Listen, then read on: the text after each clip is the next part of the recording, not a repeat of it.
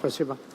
Prime Minister Mishustin, Excellencies, dear colleagues, let me congratulate the Russian Federation, our special and privileged strategic partner, on the presidency of the SCO Council of the Heads of Government this year.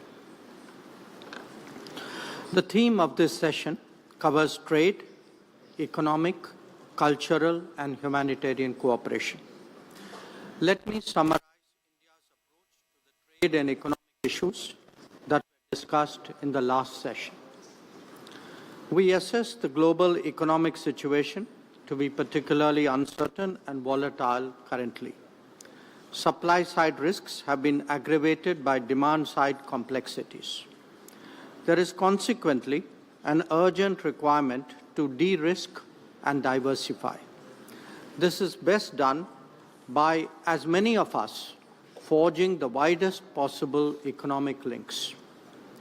For that to happen, it is essential that this process be fair, transparent, and equitable. India's endeavors to conclude free trade arrangements with many of you here are relevant. Regarding culture, India's long-standing historical ties with SCO members makes it particularly pertinent. Against this backdrop, Prime Minister Modi proposed at the Tianjin SCO Summit to launch an SCO Civilizational Dialogue Forum.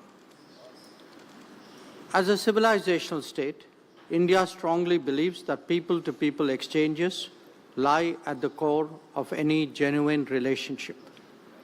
Facilitating greater interaction between our intellectuals, artists, sports people, and cultural icons will pave the way for deeper understanding across the SCO.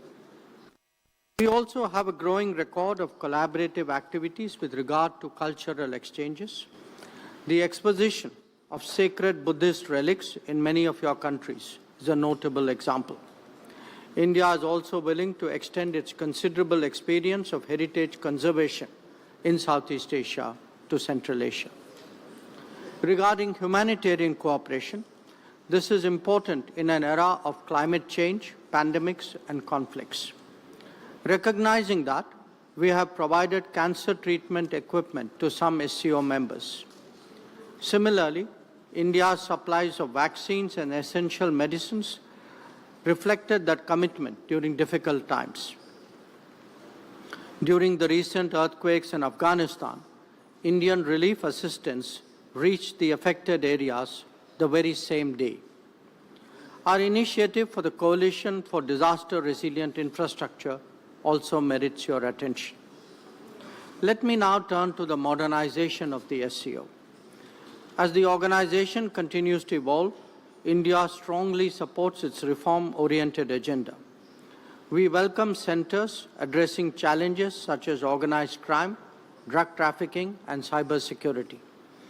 As the organization becomes more diverse, the SCO must be more flexible and more adaptable.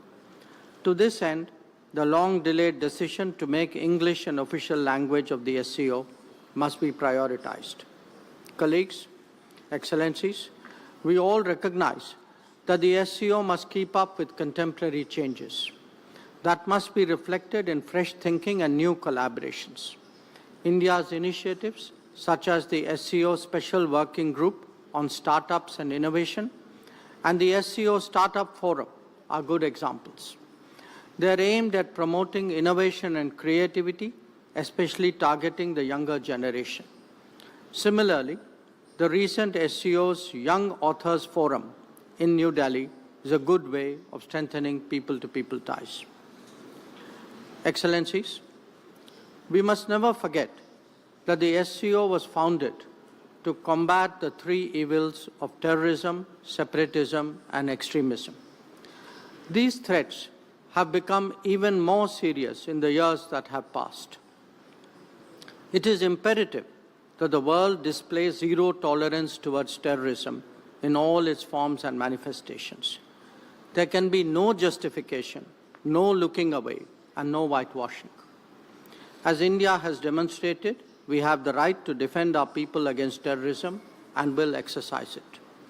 In conclusion, India believes that SCO must adapt to the changing global landscape develop an expanded agenda, and reform its working methods, we will contribute positively and fully to these objectives. I thank you.